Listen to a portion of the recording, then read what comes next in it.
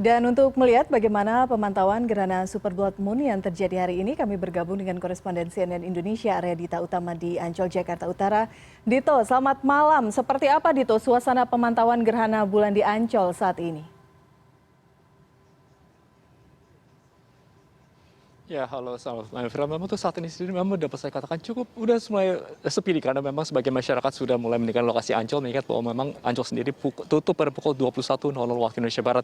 Tapi memang tadi ketika gerhana total mencapai puncaknya, yaitu sekitar pada pukul 18.00 waktu Indonesia Barat, atau lebih tepatnya 18 menit, memang di tempat saya berada, yaitu di kawasan Dermaga Cinta sini, cukup banyak dikunjungi oleh warga masyarakat yang berhasil masuk ke dalam Ancol, karena memang perlu diketahui bahwa memang Ancol sendiri tadi sempat menutup gerbang pintu masuknya sendiri karena memang kapasitasnya sudah memenuhi kuota sekitar pukul 14.30, sehingga bagi warga masyarakat yang berhasil masuk ke Ancol untuk menyaksikan fenomena gerhana bulan itu total atau Super Blood Moon sendiri, mereka sangat menikmatinya. Saya sendiri juga tadi melihatnya cukup takjub melihatnya, karena memang fenomena ini sendiri tidak berlangsung setiap tahunnya.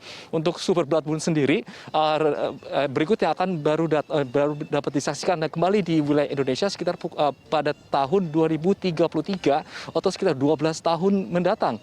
Sehingga bagi masyarakat yang tadi tidak melakukan kesempatan untuk menyaksikan Super Blood Moon sendiri, Anda bisa saya katakan cukup beruntung. Sementara itu saya informasikan bahwa Super Blood Moon sendiri adalah sebuah fenomena di mana memang terjadi gerhana bulan, di mana bulan itu sendiri berada di posisi orbit terdekat dengan bumi, sehingga memang tampak lebih besar. Oleh karena itu disebut super, dan bloodnya sendiri karena memang ketika terjadi gerhana bulan menjadi berwarna merah. Nah, untuk proses ini sendiri BMKG mengatakan tempat wilayah untuk menyaksikannya sendiri berada di Papua, dan semakin ke barat akan semakin sulit diteramati, sehingga memang tadi di Jakarta sendiri kita lihat bahwa memang tidak sebagus atau tidak sebesar atau tidak sebulat sebagaimana fenomena Super Blood Blue Moon yang terjadi pada 2018 silam di wilayah Indonesia itu sendiri. Nah, terkait dengan adanya fenomena Super Blood Moon yang terjadi pada hari ini, BMKG sendiri menyampaikan bahwa sejumlah daerah pesisir untuk waspada terhadap banjirop. Nah, BMKG sendiri memetakan ada 11 daerah yang berpotensi mengalami banjirop itu sendiri, yaitu di Banda Aceh, Sumatera Utara, Belawan, Kepulauan Riau, Banten, Jakarta, Jawa Tengah, Jawa Timur, Kalimantan Barat, NTT, Sulawesi Utara, Maluku, dan Papua.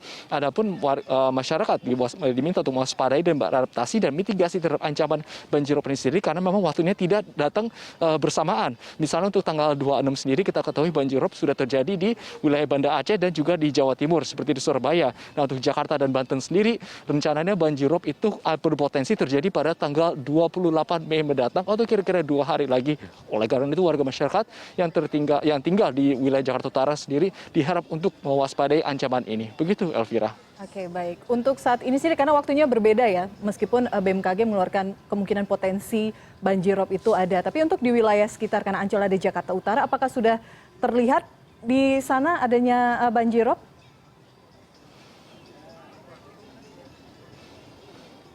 Ya, terkait apakah saat ini terlihat, memang saya saat ini memang ada di dermaga Ancol, memang berada di atas air, tapi memang saya tidak melihat bahwa terjadi adanya banjirop untuk sampai saat ini. Dapat informasi yang terakhir yang saya peroleh, memang banjirop sendiri baru terpantau sekitar di wilayah Banda Aceh, itu sekitar pukul jam 10 sampai 12 siang tadi, terus kemudian juga sempat terlihat di Surabaya. Nah, untuk wilayah Jakarta dan Banten itu diperkirakan banjirop akan terjadi pada tanggal 28 Mei atau 2 hari lagi, tapi memang ketinggian air sendiri disebut tidak terlalu signifikan. Tapi meskipun begitu, warga masyarakat tetap dihimbau untuk waspada terhadap ancaman banjirop yang mungkin saja terjadi pada tanggal 20 Mei mendatang. Begitu, Elvira. Harapannya memang tidak terlalu signifikan, tapi kewaspadaan perlu ditingkatkan. Terima kasih Arya Dita Utama langsung dari kawasan Ancol, Jakarta.